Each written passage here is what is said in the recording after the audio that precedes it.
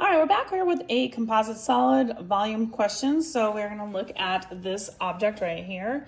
As you can see, we have a rectangular prism right here. We can tell because the 3 dimensions are different.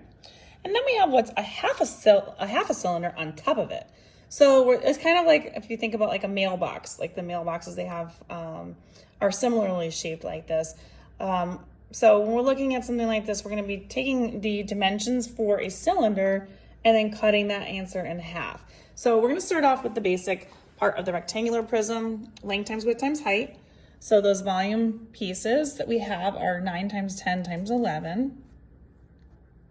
So plug those in and get that answer. And that's going to come out to be 990. So 990, and this is in meters. So this is meters cubed. And that's your volume for the rectangular prism. And now we're going to go ahead and we're going to do the cylinder. So we're going to plug in the information that we have here. So this is showing me that the height of the cylinder from here to here is 5 meters. Now, I'm going to use the radius, the diameter of this is the same as this right here. So this is also 10 right here. So the 10 represents the diameter, which means the radius is going to be only 5 as well. So we have a diameter of 10 meters, a radius of 5, and now we have enough information in the height of it, which is also 5. So all that information is going to help us get plugged into here. So we're going to go ahead, and again, when you're looking at doing these, I usually will do the radius first, and that way the order of operations gets played out correctly. So 5 squared, we're going to take that, we're going to multiply it times the height of it, times pi, and then we're going to get that answer, and we're going to cut it in half.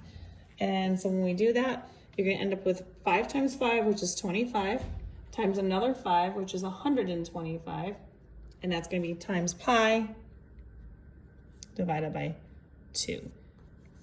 Now, 125 divided by 2 gets me 62.5 pi.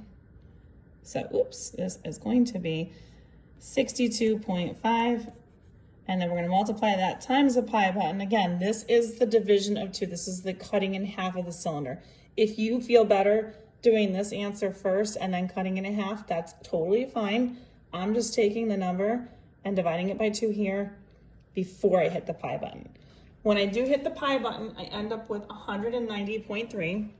So the volume for this is roughly 190.3 meters cubed. And so that is the volume for half the cylinder. Then I want to add those things together. And when I add those two things, that's 196. Sorry, I put 190. It should be 196.3.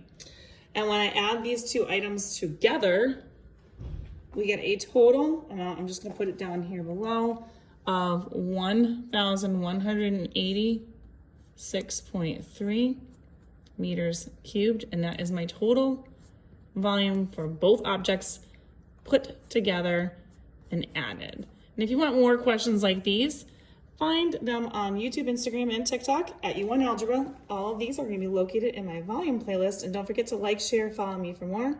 Save it for later, and I will see you soon.